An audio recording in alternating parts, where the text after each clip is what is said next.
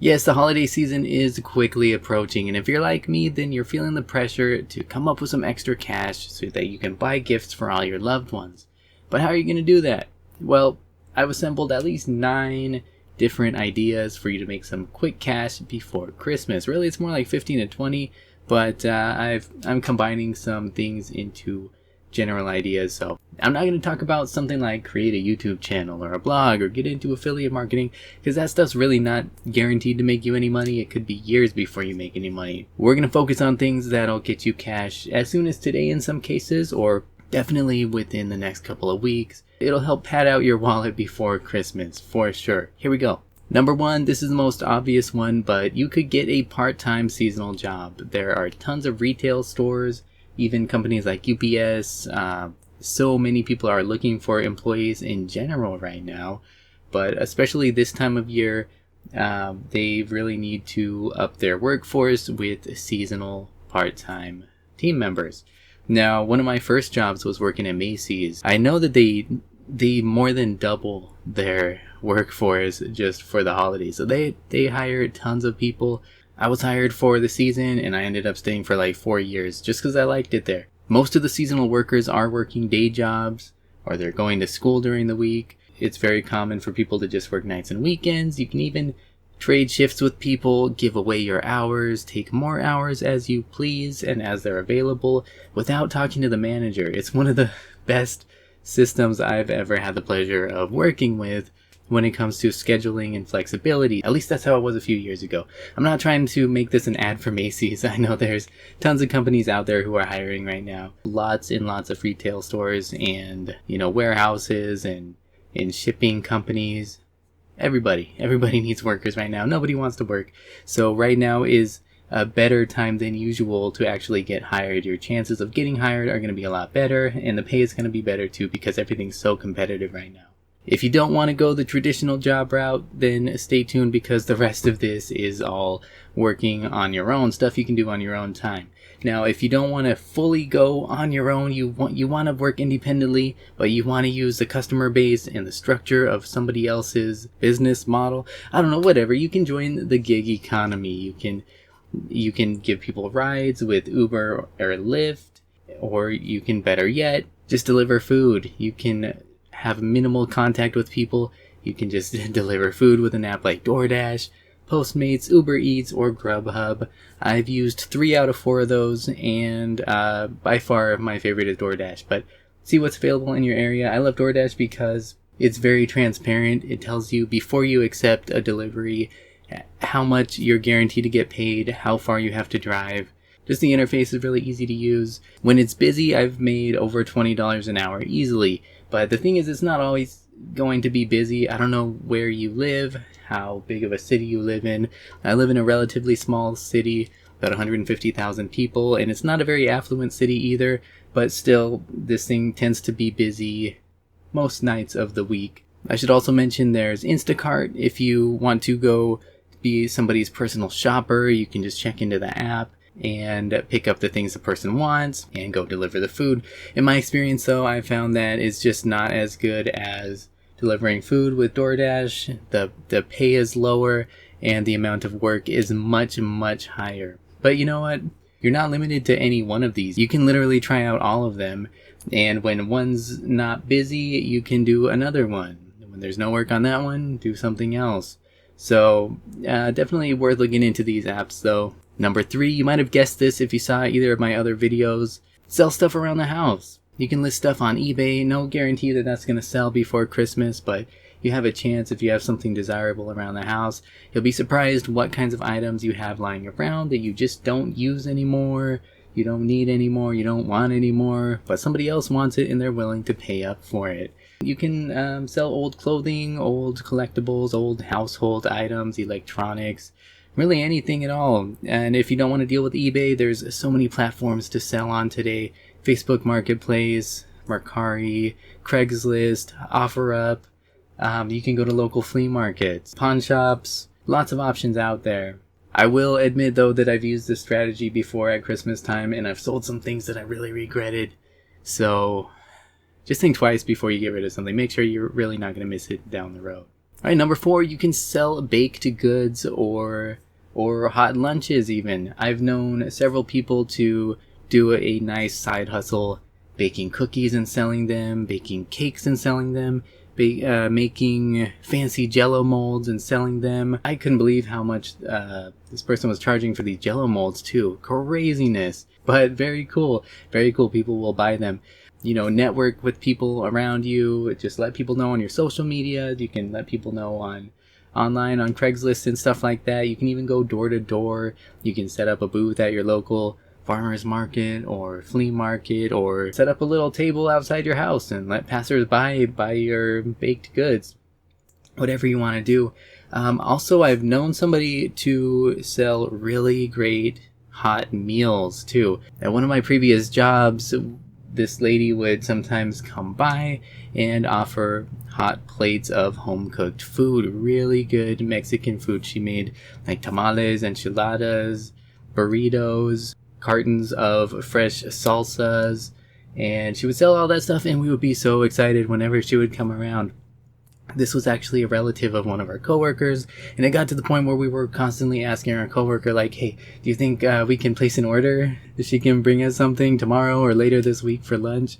Yeah, especially if you are making good food, people are going to want to keep buying that food from you, you know? Might be a smart hustle right there, is just to plate up food, you know, walk around with a cooler or something, and go to offices around lunchtime and see if anybody wants to buy this stuff. Again, networking with people too, but not enough people just put their stuff out there and go door to door, or you know, just make connections with people. Number 5, if you have any sort of crafty skills or experience, you can make stuff like bars of soap pretty easily, I'm told, candles. If you're good with woodworking, you can make wooden figures. Are you an artist? You can make paintings and sell them. Really any sort of arts or crafty kind of thing. You know, it might be hard to sell some of this stuff unless you're really good, but there's opportunity out there.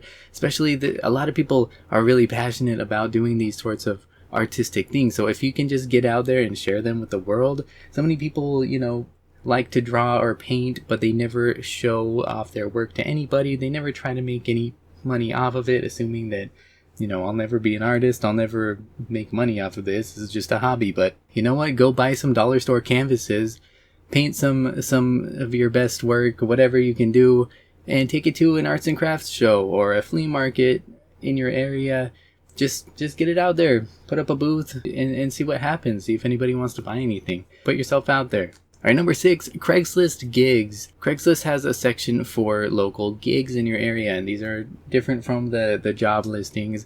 These are like single day or maybe only for a few days. Somebody who needs help with a project. I see a lot of people posting that they need help with, you know, moving.